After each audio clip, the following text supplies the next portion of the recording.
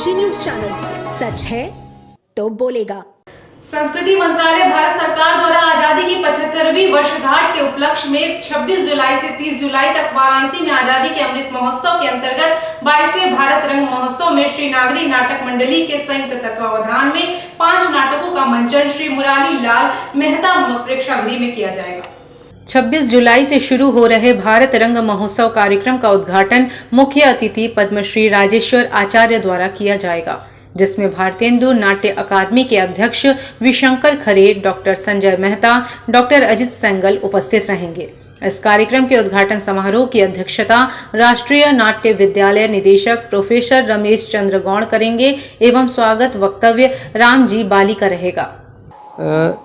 नाटक के क्षेत्र में राष्ट्रीय नाट्य विद्यालय का एक बहुत बड़ा योगदान है और पिछले 25 वर्षों से नागरी नाटक मंडली न्यास जो नवांकुर कार्यशाला चलाता था बच्चों को सिखाने के लिए, उसकी बैकबोन कहा जाए और पूरे उसका सपोर्ट के लिए कहा जाए तो राष्ट्रीय नाट्य विद्यालय ही करता था।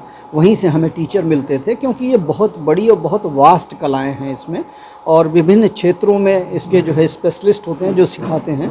तो हमेशा से ही नागरी नाटक मंडली न्यास जो है राष्ट्रीय नाट्य विद्यालय के साथ जुड़ के काम करता रहा है, उनके डायरेक्शन पे काम करता रहा है। और जब से बनारस में ये केंद्र खुला है, ये बनारस के लिए बहुत ही सौभाग्य की बात है, क्योंकि इस क्षेत्र में ये कला विलुप्त हो रही थी धीरे धीरे करके, और राष्ट्रीय नाट्य विद्यालय के इस केंद्र के आने के बाद से फिर से लोगों में जागृति आई है।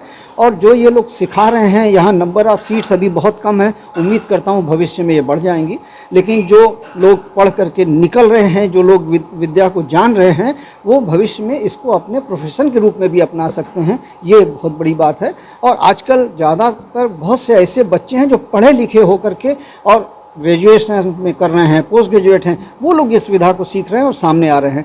तो राष्ट्रीय नाट्य विद्यालय का एक बहुत बड़ा योगदान है इस क्षेत्र में, और नागरी नाट्य मंडली अपने आप को एक भाग्यशाली समझता है कि हम भी इनके साथ जुड़ करके काम कर रहे हैं, इनके साथ कंधे से कंधा मिला करके इस कला को आगे बढ़ाने का काम कर रहे हैं। इसके पीछे उद्देश्य क्या है? उद्देश्य ये है कि पूरे देश में आज़ादी का अमृत महोत्सव मनाया जा रहा है अलग अलग तरीके से, तो इसीलिए संस्कृति मंत्रालय ने ये उपक्रम चलाया है कि देश के अलग अलग शहरों में 5-5 दिवसीय आज़ादी का अमृत महोत्सव, उसी श्रृंखला में ये नाट्य आयोजन यहाँ हो रहा है। 26 से 30 तारीख तक श्री नागरी नाटक मंडली में उसके मंचन होगा 5 नाटकों का।